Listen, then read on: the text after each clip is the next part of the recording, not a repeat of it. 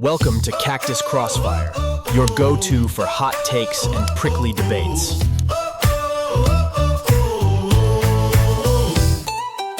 Welcome in for another exciting episode of Cactus Crossfire.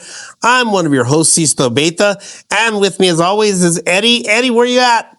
Hey, I'm back home from Chicago and back into the great state of Utah, where it's a beautiful 90-degree weather. We are receiving the smoke from West Coast fires. This happens every summer. I remember when we lived in Reno, there were fires everywhere, and it would get pretty intense. I'm interested in what's happening in New Mexico, but more importantly, we're also hosted with the fabulous 8688 Studios, Gabriel Baca. Gabriel Baca, the man who I know can whistle in 12 different languages. He's incredible. It is. And each one of them distinct and unique, and is often mistaken for a very rare bird. So there you go. So here we are, Eddie. We've got an exciting episode lined up for everybody. You know, we're going to be talking about some of the primary elections, not as a horse race, but, that the real test of Democratic coalition and what it's becoming, and what's the role of the DSA playing on their shift. But as we kick things off, I want to bring us back to what truly matters, the people behind the policies. Every topic we explore, the elections, controversies, and policy fights, it isn't just abstract. It applies and ripples into all of our lives, shaping how we live, how we take care of our families, and how we dream of a better tomorrow. So make no mistake, Eddie, there aren't just conversations for pundits or party leaders. They're for all of us. Because of the choices being made today, we'll define the path we're talking about moving forward. And let's approach the topics with clear eyes, open hearts, because it's through understanding and action that we make a difference. So, Eddie, we have a couple of critical primaries that we saw come into play. It looks like our friends from the DSA were making moves in Michigan and Missouri. Let's kick it off with one of our favorite ones that we've been talking about, the Michigan Senate race with Abdul Al-Sayed and Haley Stevens. Yeah, well, first of all, I mean, your adjective of friends is probably misnomer. They're all our friends. They're all our friends, Eddie. These let me be clear. These individuals are aggressive. They are direct. They are isolationists in their perspectives, and it has blown up to national narrative. You have seen Carville come out and say, "I do not want to be in a party with individuals like Hassan Piker." Right. You've seen Fetterman threaten to leave the Democratic Party if it continues to go this way. You've seen, we saw, multiple people in the Clinton administration leave the Democratic Party, go independent. This is happening mass across the country. And look at Michigan. Look at what happened in Michigan. You had this, Abdul Al-Sayed, an individual who is similar to Two-Face Mamdani. He smiles a lot, has no substance, has no real ideas, and truly has no credentials, right? He got a doctorate, nothing really special. The guy brought not much to Michigan. And the Stevens family, they've been there for a long time. Haley's worked, and she's a little bit strange. But this race is a perfect example of the Green Party, of the Democratic Socialist, i.e. communist of America, who pushed so hard to talk about free housing for everyone. And guess what, Sisto? No one jumped on that bandwagon. No one at SIX, the state exchange for ideas, that progressive organization. No one in electoral politics really adopted that as a policy that really moved them to the polls. So they gave that up. Then it's healthcare for all. Healthcare for all. And we've talked about this. Health insurance is different than healthcare. We all believe that people should be treated with dignity and respect. But their view of it was really, free, absolute free. No one pays for anything. No one gets anything different. And you have healthcare. And they moved that as a narrative. It never really pushed things. But guess what, Sisto? Guess what Abdul Al-Sayed brought to the Democratic Socialist Communist of America? He found the one issue that seemed to create energy and fervor amongst his base, and that was Jewish hate.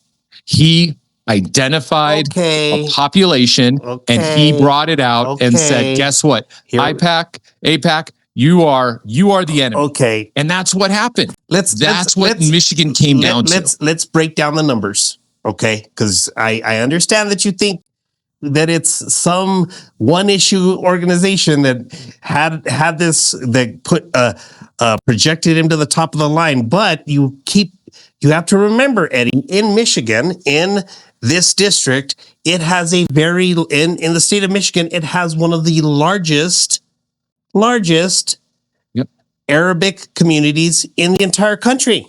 A large Islamic population. Yep. So the Islamic Republic of Michigan exists in our country. So they are going to do what they've normally done. I mean, Rashida Tlaib and others have come out of Michigan and they've started to establish themselves with political power.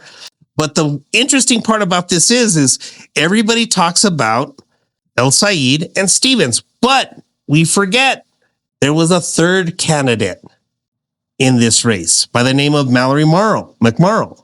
And she withdrew her candidacy or suspended her campaign just a few weeks ago, right before the primary actually took place. And she garnered, and I want folks to hear these numbers because numbers are important.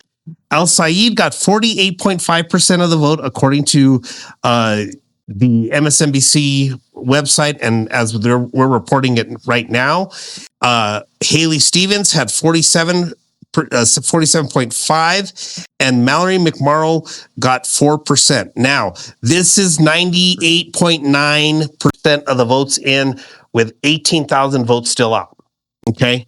Now, are those votes going to break a certain way, and all of them are going to break towards Haley Stevens, and she's going to come from behind and make some type of Michigan miracle happen? No, it ain't going to happen. But at the end of the day, the coalitions that were built around both of these campaigns, and the interesting part about this that we'll be talking about, and we've talked about before, 2 women, 1 man in a primary, in a Democratic primary, and guess what? The total number of women that voted in this race are pretty close to the numbers that you're seeing Haley Stevens and Mallory McMorrow receive respectively. Okay. That's a great point. Now that's not to say that there was not some crossover and some of that happened. Some women came over and voted for El Said, but the messaging that worked for El Said was he maintained his base, which was a strong Islamic voter base. And then he brought in a small minority of the ultra DSA component of the party. And at the end of the day, I think, looking at the numbers, and I'll be able to, I love to dig in real deep a little later on once the final results have all been canvassed, the election has been officially canvassed. We'll see that. I guarantee you they split. So where the split is in the Democratic Party right now, it is between DSA and more traditional Democrats. And that's going to continue to happen, but you still have to build a coalition amongst those two groups. The other races that we were looking at in Missouri. We saw the race with Wesley Bell and Cori Bush there as well. Wesley Bell getting 59.2%, Cori Bush getting 36.9%. Alyssa Murphy getting 2.3%, and Carl Harris Sr. getting 1% of the vote. Again, Eddie, check out these numbers. Look at these numbers, okay? 2 female candidates yet again in the primary. 1 other male who was an outlier and really didn't raise any money, really didn't have that much of a campaign, got himself on the ballot, but Wesley Bell was able to pull off that race with 59.2% of the vote, Eddie. 59.2. And, and The sitting congressman that's done great work. yeah, and Let's be clear. Cori Bush has never done anything for her community. Cori Bush is a loudmouth bomb thrower that gets on stage, wants the spotlight on her, right? She wants to glow it all up and then pretends like she's doing something. Wesley Bell comes into Congress.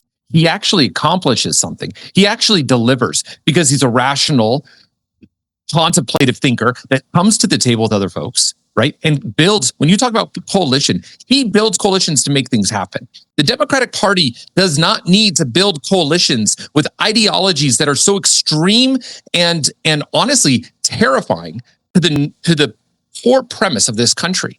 The Democratic Party needs more strength, more resilience, and more leadership from those above that stand up and say, listen, we are not socialists, we are not communists, and we do not subscribe to the comments that people like Hassan Piker, who says, go out to the streets and kill capitalists, or Abdullah Saeed that says America needed and deserved 9/11.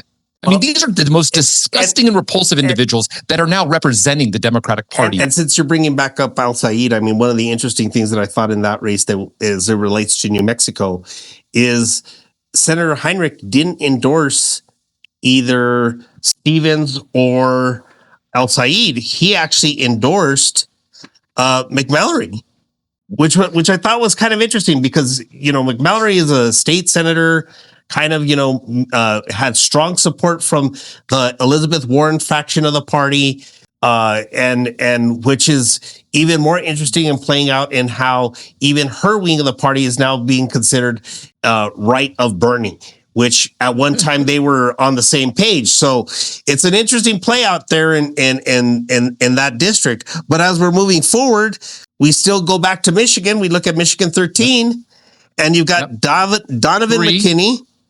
A real DSA that just defeated another incumbent. I mean, we've been talking about incumbents losing in primaries, Sisto, across the country.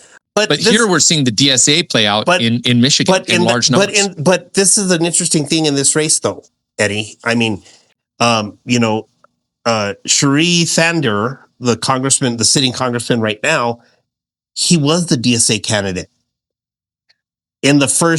when he first got elected. He was a progressive. No. They endorsed him the first time. Wow.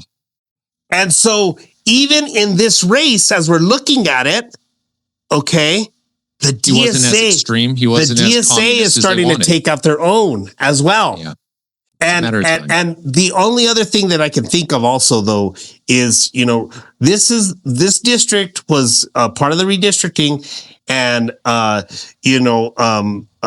Thunder had ran against. He had run for governor. He ran against the current sitting governor, Gretchen Whitmer, in Michigan, and then when this seat came up and it got redrawn, he's moved out of Rashida Tlaib's district. And he runs for that congressional seat. As he runs for that seat, what ends up happening with him? And this isn't like they blew the doors off the guy. Right now you're looking as of we're recording this, 51.9% for McKinney, 48.1% for Thander. And guess what, Eddie? It's maybe a 3,000 vote difference right now between the two of them. So it won't close. There's only 1,200 votes left out there. But the interesting part about that is that there's now a division within the DSA. And they're trying to figure out, what was that?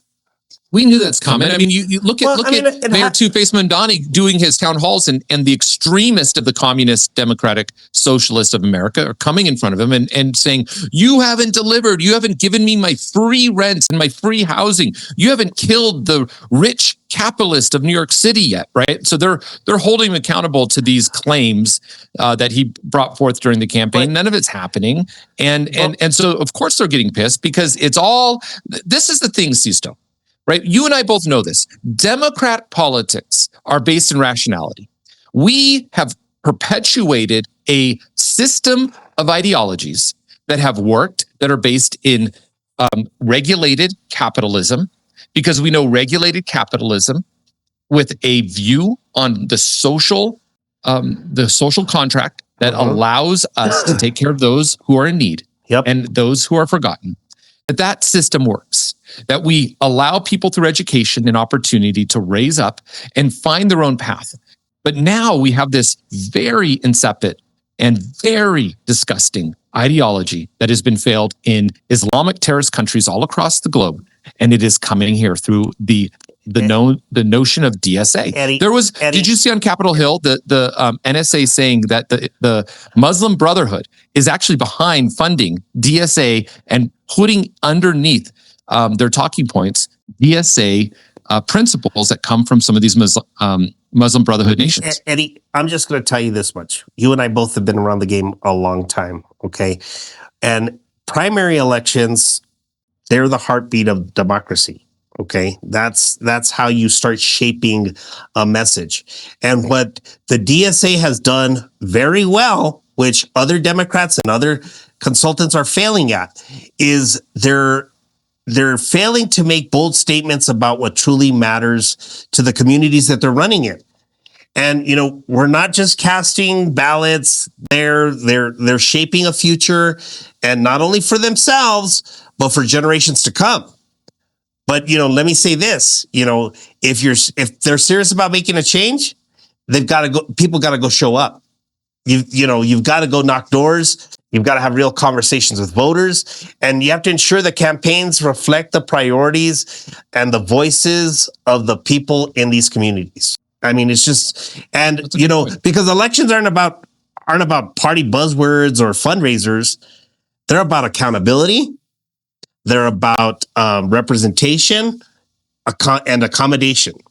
And that's how they start building something that lasts. Now, moving forward, on the other side, here we are with, Representative Chuck Edwards, and what's happening with him. What happens when personal chaos becomes public? Is it fair? What's performative and what's actually about the kids? So Eddie, Chuck Edwards. Yeah. Well, I mean, so it's interesting, right? So the I feel like we're in bizarro land, right? It was only 8 or 6 years ago that all these infidelities came out on Trump, and the Christian coalition sort of folded. I mean, they did push back against Trump for a while. The moral majority pushed back against Trump. There was a lot of criticism on Trump, and then all these other people that were involved in the Republican Party that had all this exposure of infidelities that came out, right? The abuse of power in Congress, the abuse of power in their districts with staffers, et cetera. And Democrats, right? We did our Me Too movement, right? We had our hashtag Me Too, where we expelled everyone from the Democratic Party for having a variety of infidelities, for the abuse upon women and derogatory comments or treatment towards women. Republicans did not, right? The Republican Party pushed back against that. And now here we are on a total flip, like about 6 years later, Sisto. It's amazing to me to see what's happening with Edwards, who has been accused, who has been brought forth in front of the panel of ethics, all these charges, all these accusations, all these in-depth pieces, and the party is pushing to get him out. They want to remove him. They are saying, the Republican Party is saying, get out of here. We want people with stellar character and stellar moral principles. And then juxtapose that against what's happening in the Democratic Party, right? You look at, and I know you didn't want to go here, but you look at the accusations happening to my friend and your friend, Senator Gallego. The same thing. And it was Sowell before him, or however you say his last name. And it was, Planter. And the list goes on, that these Democratic men are getting accused of the exact same thing. But what is happening in Democratic circles? We're making excuses. We're not hashtagging Me Tooing them. We're allowing them to move through the process and not holding them accountable, right? And meanwhile, the Republicans are expunging these members from their ranks, while Democrats are sort of lifting them up to be idolized. Let's slow down the truck here, because I know that it's your favorite thing to live in the world of innuendo, but we don't have any facts in regards to Ruben Gallego. You've heard we don't have that necessarily on Edwards either. Well, but no. You have it on Edwards. There's people that have come forward. Okay. There's people that came forward on Gallego, though. You can't make that double standard. No.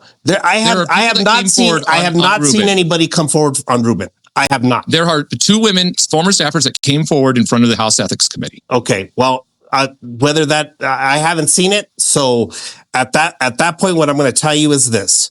Okay. In Chuck Edwards' case, and in the case of Saul, also you can't just say that we're not taking care of it, because when it came forward, we dealt with it. And Saul's gone. And Saul was gone. And Planter's gone. And we've done the work on that. But the problem is here, okay, the real problem is here when you look at the Max Miller situation. Yeah. Right? And in the Max Miller situation, this is a messy divorce. Yeah. Right? It's a massive, messy divorce. And those things get played out, but is that fair game? Is that where we're going? And I would like to remind you too, going back to the other topic real quick, we made light of it in our first season about my girl, MTG. But MTG was calling out these people, and MTG even went so far as to, when the Epstein files were not being released, she was ready to burn it down. So there are voices that are calling these people out, that are holding. They all know. I mean, they see it in the Beltway. This is what people that don't go to DC, they see it. MTG, she saw it, right? She saw the infidelities happening with her members, right? Sisto, like it happens. It is plain sight in DC. Well, and I'm sorry to tell you, but your girlfriend's been taken off the market. She just got married. I know. Condolences to you. Sisto. And I'm very happy that she's begun to move on with her life, and she's starting to live her life to the fullest. But this is the thing about public service, though. Okay, when you're a public official, the public spotlight a lot of the times is unforgiving. But to be honest, leadership is about so much more than just the policies or legislation. It's about character, and you talked about that. Okay, yeah. It's about values, and it's how you respond when you're in the hardest of circumstances, right? And people don't expect us to be perfect. They don't, but they do expect us to be honest, right? Yeah. And it's in that honesty, that humility, that we actually show growth a lot of the times. And that's what I always tell people that we've done crisis management for, right? Leadership lands, and the real measure of leadership lands in whether you're being honest and truthful and owning your mistakes and taking credit of it. But the real measure is what happens when the leaders lie, and when they're caught in the lie, and how we administer that with them. That's the real question of what happens. And pretty much, for the most part, people have been pushed to the side, and they don't have a place within their respective parties anymore. Yeah, you're right. And I'm noticing it. I mean, let's go back to Max Miller, because I think Congressman Miller married the daughter of Senator Bernie Moreno in Ohio. He's the congressman from Ohio. I'm sure you see pictures of him when they got married, and you see pictures today. Yeah. Clearly he's getting jacked. The dude, I've tried my hardest to lift weights and get to that type of muscle density, but he's doing something, right? Well, what is his ex-wife bringing forward? She's talking about how, Emily's saying that he does drugs. Well, okay, maybe he's taking testosterone, some things, or steroids, what have you. But they're putting on display on CNN, of all places, a domestic dispute for an ugly divorce. That's what's happening here. Yeah. I don't know why they got divorced. It's sad that they're getting divorced. I wish people did not get divorced. As a former marriage and family counselor, it was one of the saddest things I experienced, is working with families and seeing two people make that decision to not fight for each other, but fight against each other. They made that conscious choice to be enemies rather than bonding their families together and finding a middle ground for their own, position that they wanted to be supported. And that's what's happening here with Emily and Max. And it's now on display in front of the entire country. And they're bringing in their poor daughter, who should never have been brought into this space. Everyone is making really backseat, knee-jerk claims to demonize both people. But what I wanted to identify and talk to you a little bit about, Sisto, and I've seen this firsthand. In domestic disputes like this, where there is a nasty divorce, the husband, the dad, the male gets demonized almost instantaneously, especially when it's someone in the public view. Yeah. There is something about the man that tends to get the short end of the stick from a guilty until proven innocent perspective. And the public always supports the wife or the woman, thinking that whatever happened was the fault of the man. Now, maybe that's the case. I don't know the specifics. But as a marriage and family counselor for many, many years, I'll tell you firsthand, that is the formula that happens time and time and time again. And you know what? Children get weaponized in courtrooms to hurt their ex-spouse. And that's what we're seeing here. And it makes me sad for that child, but Emily is weaponizing her daughter to get back at her ex-husband. Now, I don't know what happened between them. And I'm not absolving Max from the negative and horrible things he might have done in his role as a husband. And she should not be absolved of it either. But we are now viewing this on display. And I think it creates a different narrative that this country needs to talk about and look at, is that oftentimes the husband, the man, is guilty until proven innocent. And children get weaponized in these situations to try to harm that person. And in all, it makes me sad. And I think I think on both sides, though. I mean, I've seen it happen in both directions. I've seen where, women are the abusers, and but you're right. The man has a much harder time of proving that point, and to a court, especially, because a lot of the judges in these family courts are women. So, I mean, we haven't seen, there is pretty much a balance here in New Mexico in our family court system of male judges to female judges. But those things do come up. And what we've done now is we've raised this situation to the level of a public spectacle. But the other point that we can't overlook is that while these might grab headlines, we can't pull it away from the fact that there's issues that are affecting everyday people, just like these folks are going through right now.